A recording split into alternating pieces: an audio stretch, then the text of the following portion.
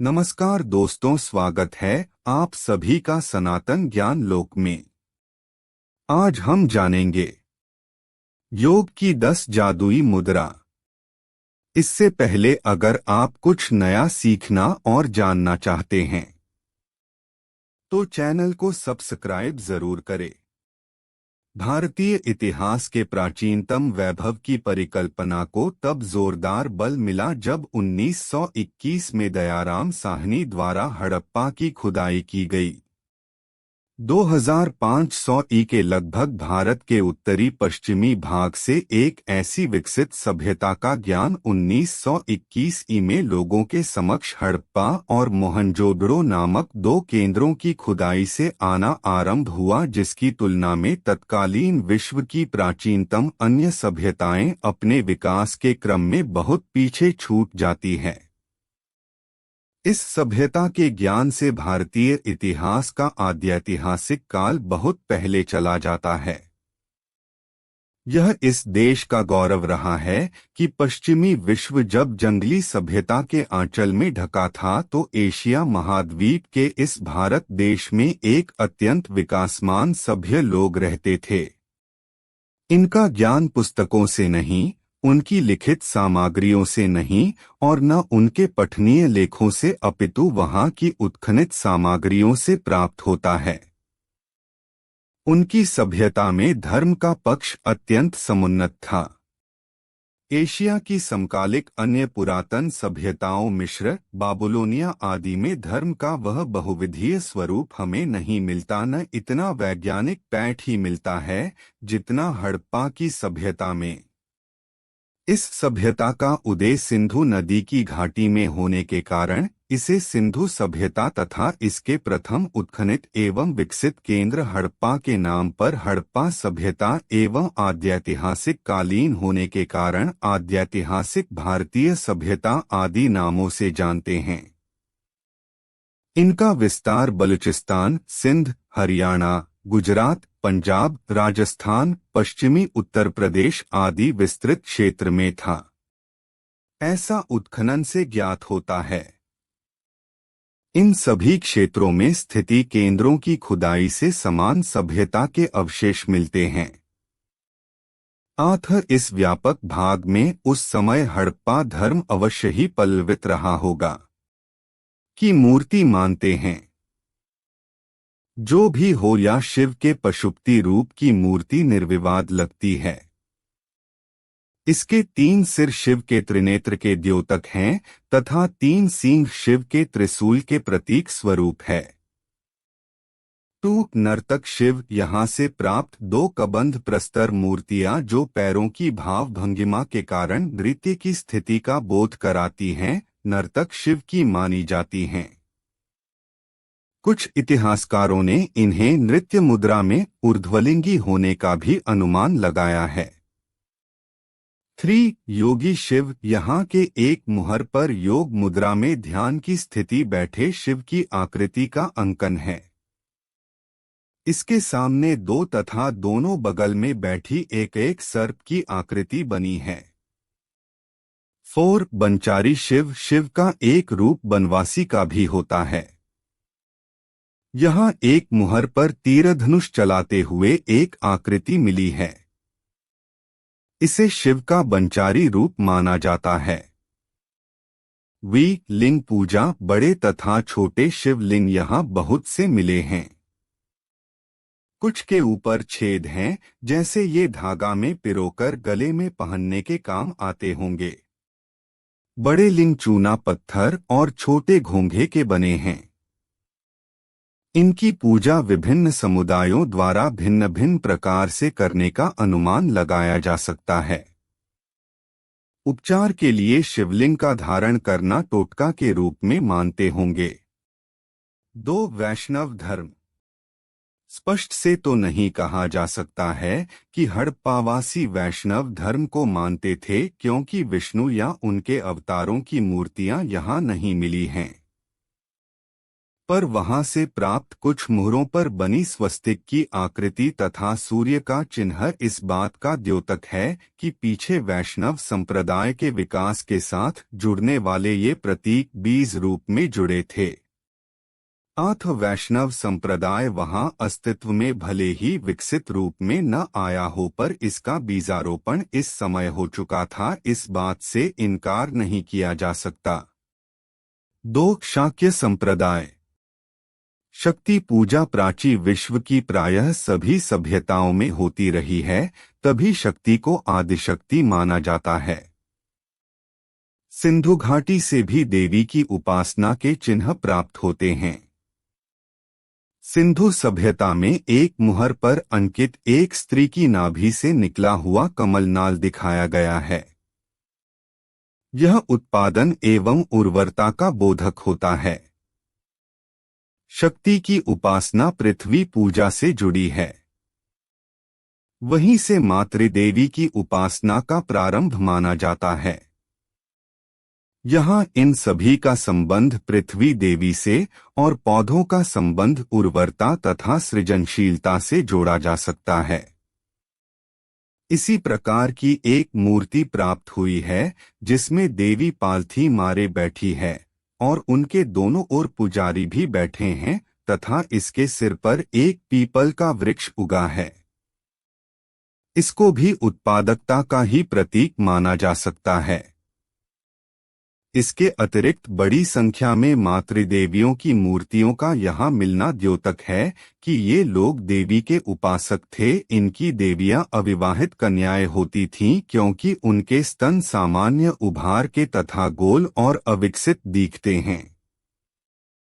अनेक प्रकार के आभूषणों तथा केशविन्यास से सज्जित देवियों को देखकर यह अनुमान लगाया जा सकता है कि विविध देवियों की मान्यता यहाँ रही होगी, अन्यथा सर्वत्र एक ही प्रकार की देवी मूर्तियां प्राप्त होती।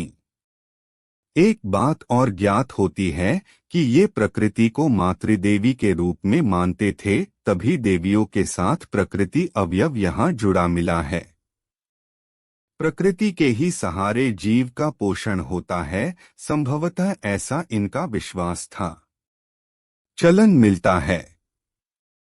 इसका प्रमाण है कि प्रायः प्रत्येक देवता के साथ एक वाहन का जुड़ा होना आज भी स्वीकार किया जाता है। दूसरे इस सभ्यता में हम देखते हैं मनुष्यों के रूप में निर्मित देवताओं के सिर पर सींग धारण करने की कल्पना यहाँ किया गया था। सींग को शक्ति का प्रतीक माना जाता था, इसी से इसको मानव रूपधारी देव भी कहते थे। इसीलिए आज जिन्हें हम देवता वाहन मानते हैं, जैसे गैंडा, बैल, हाथी, भैंस, कुत्ता आदि, इनके भी चित्रण यहाँ की मुरों पर मिलते हैं। बैल की पूजा विशेष रूप से यहाँ होती होगी क्योंकि इसके विविध प्रकारों का अंकन यहाँ के मुरों पर बहुतायत से दिखता है, जैसे एक श्रृंगी, कुबड़दार, लंबी लटकी लोरदार आदि। लगता है शिव के साथ बैल का संबंध इसी सभ्यता से शुरू हुआ था क्योंकि यहाँ इन दोनों की साथ आकृतियां मुरों पर बहुलता से अंकित मिलती हैं। कुछ पशु ऐसे भी बने हैं जो काल्पनिक प्रतीत होते हैं। आज भी उनका वास्तविक शिवरूप प्राप्त नहीं होता। इनमें हम ऐसे पशुओं को ले सकते हैं जिनकी रचना विभिन्न पशुओं के अंगों के योग से की गई है। अन्यथा ये मानव और पशु की मिली जुली मूर्ति हों।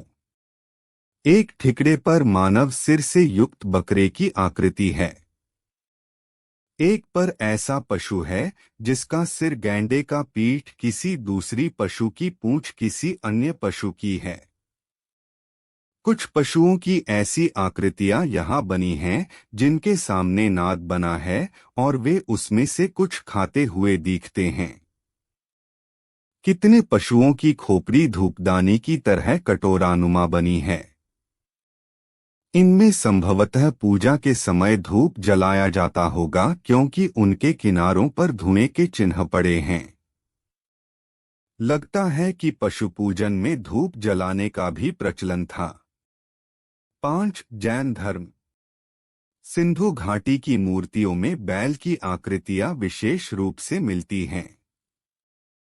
वृषभ का अर्थ है बैल। आदिनाथ या वृषभनाथ जो जैन धर्म के प्रवर्तक थे, उनका चिन्ह बैल है। सिंधु घाटी से प्राप्त बैल की आकृति सूचक है कि उस समय जैन धर्म का बीजारोपण हो चुका होगा। यहाँ से प्राप्त एक नंगी कबंध मूर्ति जो ग्रेनाइट पत्थर की बनी है, उसे कुछ विद्वान जैन धर्म से संबंधित मूर्ति मानते हैं, क्योंकि जैनियों की नग्न मूर्तियों की तरह यह है। दिगंबर समुदाय वाले जैन भिक्षु नग्न ही रहते हैं।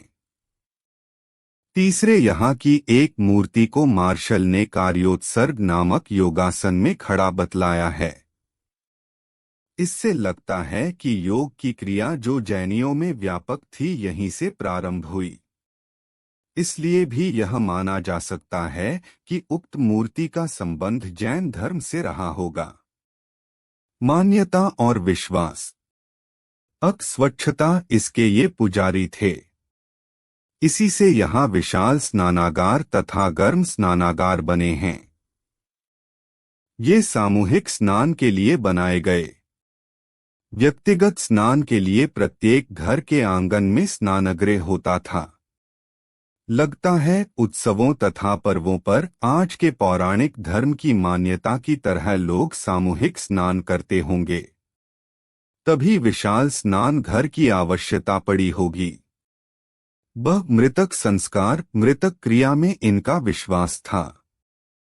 मरने के बाद ये शरीर की क्रिया करते थे, उसे गाड़ते या जलाते थे। जलाने के बाद बची हुई हड्डियों को एकत्रित करके किसी बर्तन में रखकर उसे प्रवाहित कर देते थे। कभी कभी तो इसे गाड़ भी देते थे। जिन मृतकों को गाड़ते थे, उनके साथ उनकी प्रिय वस्तुएं भी गाड़ दी जाती थीं। यही प्रथा प्राचीन मिस्र के पिरामिडों में भी दिखती है। इसका प्रमाण है कि हड़प्पा और बलूचिस्तान में सर्वांगीण शवनिखात प्राप्त हुए हैं। जादूटोना, यहाँ से प्राप्त टिकटों पर कुछ लिखा हुआ है। लगता है ये जादुई मंत्र होंगे। इनके द्वारा लोग अपने कार्यों को सिद्ध करते होंगे। इसी प्रकार लिंगों के नीचे गड़े ताबीज जिन पर कुछ अंकित है, जादू की क्रिया का होना सिद्ध करते हैं। संभव है ये ताबीजों को इसलिए पहनते होंगे कि भवबाधा इन्हें न सतावे। इसी प्रकार कुछ ऐसे ठिकड़े भी मिले हैं जिन पर विचित्र प्रकार के चिन्ह बने हैं। ये तांत्रिक चिन्हों की तरह हैं, जिस प्रकार का प्रयोग आज तंत्र में होता है। लगता है कि इनको विश्वास था कि इनके द्वारा बाधाओं के निराकरण में सहायता मिलती है। बलि प्रथा, देवताओं को प्रसन्न करने के लिए बलि का प्रयोग किया जाता था। इसके संदर्भ में जैसा हमने ऊपर देखा है कि सप्तमातृकाओं के सामने एक बकरा बंधा है, यह बलि पशु ही रहा होगा। धार्मिक पर्व और उत्सव, यहाँ कुछ मुहरों पर नृत्य संगीत के सामूहिक अवस्था का अंकन हुआ है। लगता है किसी विशेष उत्सव या पर्व पर इस प्रकार के सामूहिक आमोद प्रमोद की अवस्था का चलन था। सामूहिक स्नान के लिए जलकुंडों का होना सिद्ध करता है कि उस समय पर्व मनाए जाते थे जहां लोग एक साथ एकत्रित होकर आज की पौराणिक मान्यता की तरह सामाजिक रूप से स्नान आदि धार्मिक क्रियाएं करते होंगे। ये थी कुछ जानकारी। अगर अच्छी लगी तो लाइक और सब्सक्राइब जरूर करें। धन्यवाद।